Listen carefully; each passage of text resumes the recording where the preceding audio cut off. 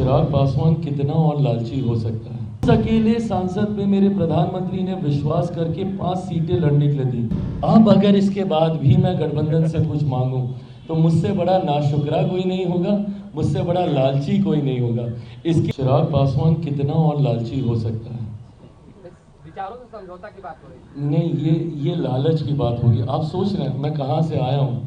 2021 में आप मेरे साथियों में से रहे हैं जिन्होंने मेरे संघर्ष के हर दौर को देखा है, जहाँ एक आदमी आपको मेरे आसपास नहीं दिखता होगा।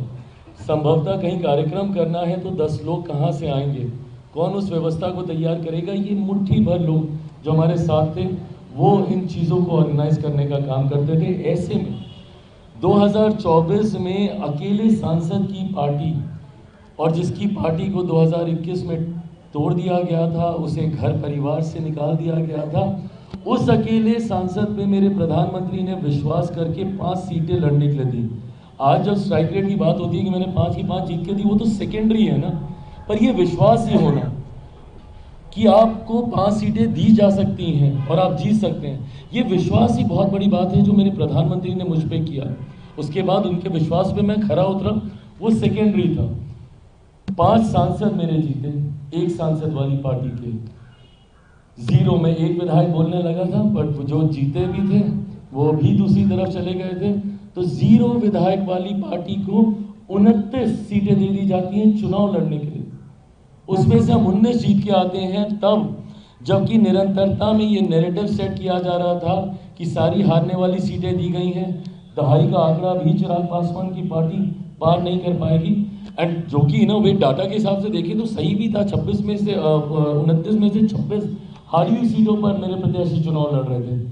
बट उसके बावजूद ये विश्वास होना गठबंधन का कि आपको 29 सीटें दी जा सकती हैं और आप उसमें से 19 आप जीत कर आते हैं। 2 मंत्रियों को पहले उसमें शपथ भी दिलवा दी जाती है। अब अगर इसके बाद भी मैं गठबंधन से कुछ मांगूं तो मुझसे बड़ा नाशुक्रा कोई नहीं होगा, मुझसे बड़ा लालची कोई नहीं होगा। इसके बाद भी अगर मैं मलाल रखूंगा किसी तरीके से तो फिर मुझे खुशियों को मनाना नहीं आता होगा। तो ऐसे में जितना मिला है, मैं मानता हूं कि ये मेरे पिता के आशीर्वाद से हम लोग यहाँ तक पहुँचे हैं, तो मलाल कतई किसी बात नहीं। लोक जनशक्ति पार्टी रामविलास ने जो नई ऊंचाइयां हासिल की हैं, आप सबके सामने पार्टी ने कई उतार चढ़ाव देखे। आप सब में से कई ऐसे पुराने साथी भी हैं जिन्होंने मेरे नेता के संघर्ष को देखा। सन 2000 में जब उन्होंने लोक जनशक्ति पार्टी रामविलास का गठन किया, 2009-2010 पार्टी के सबसे कठिन समय में से, सबसे कठिन परिस्थितियों में से एक था, जहां 2009 में स्वयं मेरे नेता खुद चुनाव हार गए थे। पर 2014 से जिस तरीके से पार्टी ने निरंतरता में लोकसभा चुनाव को लेकर जीत हासिल करने के सिलसिले को बरकरार रखा। 2014 में 7 सांसद हमारे, 7 प्रत्याशी हमारे चुनाव लड़े, 6 जीते। 2019 में 6 लड़े, 6 के 6 जीते, और 2024 में 5 लड़े, 5 के 5 जीते। मेरे पास बहुत आसान था। पहले चरण में ही मेरे पिता का निधन हो गया था, मैं उसी वक्त समझौता कर लेता और किसी गठबंधन के साथ जितनी सीटें मिल रही थी लड़ लेता। पर ये पार्टी के सिद्धांतों को दिखाता है, विचारों को दिखाता है, जिससे कभी हम लोगों ने समझौता नहीं किया। आज पुनः आप सबके माध्यम से मैं बिहार की जनता को ये विश्वास दिलाना चाहता हूं कि लोक जनशक्ति पार्टी रामविलास समर्पित है पूरी तरीके से सिर्फ और सिर्फ बिहार और बिहारियों के लिए।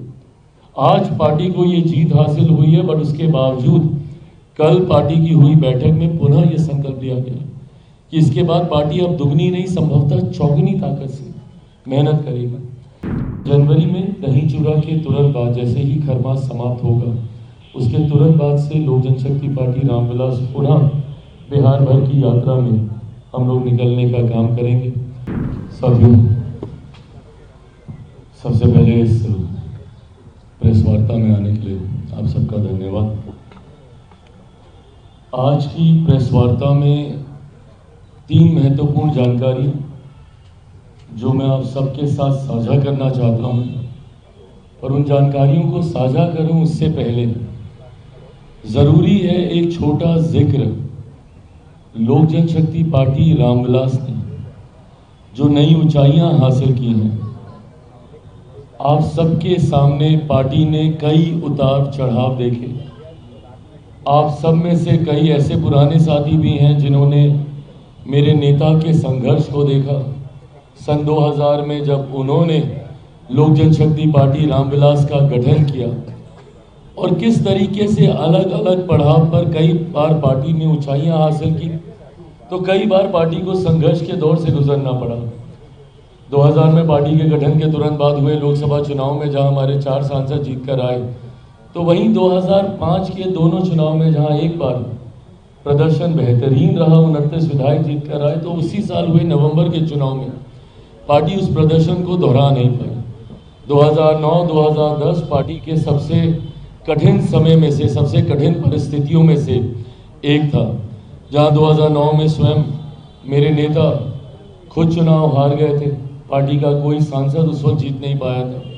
तो वहीं दूसरी तरफ 2010 में भी विधानसभा के चुनाव में पार्टी का प्रदर्शन अपेक्षा के अनुरूप नहीं रहा। पर 2014 से जिस तरीके से पार्टी ने निरंतरता में लोकसभा चुनाव को लेकर जीत हासिल करने के सिलसिले को बरकरार रखा। 2014 में 7 सांसद हमारे, 7 प्रत्याशी हमारे चुनाव लड़े, 6 जीते। 2019 में 6 लड़े, 6 के 6 जीते, और 2024 में 5 लड़े, 5 के 5 जीते। तो वो एक निरंतरता बरकरार रही लोकसभा के चुनाव में। पर विधानसभा में पुनः 15 में हम लोगों का प्रदर्शन दोबारा अपेक्षा के अनुकूल नहीं रहा। विपरीत परिस्थितियों में उस वक्त राजू तिवारी जी, इन्होंने चुनाव जीतने का काम किया। राजकुमार शाह जी, वो हमारे विधायक बने, मात्र 2 सीटें हम लोग जीत पाए। और 20 आते आते तो पार्टी ने एक अलग ही फैसला लेने का काम किया। और मैं ये मानता हूँ कई बार उस फैसले को लेकर चर्चाएं हुई, बहस हुई, वो फैसला सही था, वो फैसला गलत था।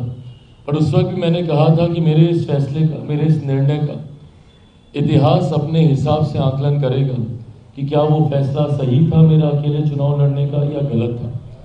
पर आज मैं मानता हूं कि जब पार्टी ने एक नई ऊंचाई हासिल की है ठीक 5 साल के बाद, तो इसकी जड़ में 2020 के उस फैसले की झलक जरूर दिखाई देती है।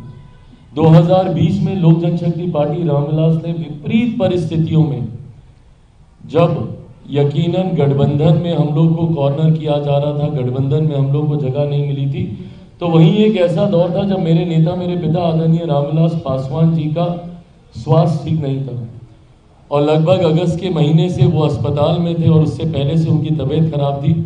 तो उससे पहले लगभग 6-7 महीने तो हम पटना आए भी नहीं थे, दिल्ली में उनका इलाज चल रहा था। और उसके बाद जिस तरीके से चुनाव के दौरान पहले चरण का जब नामांकन चल रहा था, ठीक उस दौरान उनका निधन हुआ। और उसके बावजूद भी पार्टी अपने फैसले पे कायम रही और अकेले हम लोगों ने चुनाव लड़ने का काम किया। परिणामों के बाद मेरा कई बार मजाक उड़ाया गया, कई बार मुझ पे आरोप लगाए गए कि मैंने क्यों ये फैसला लिया।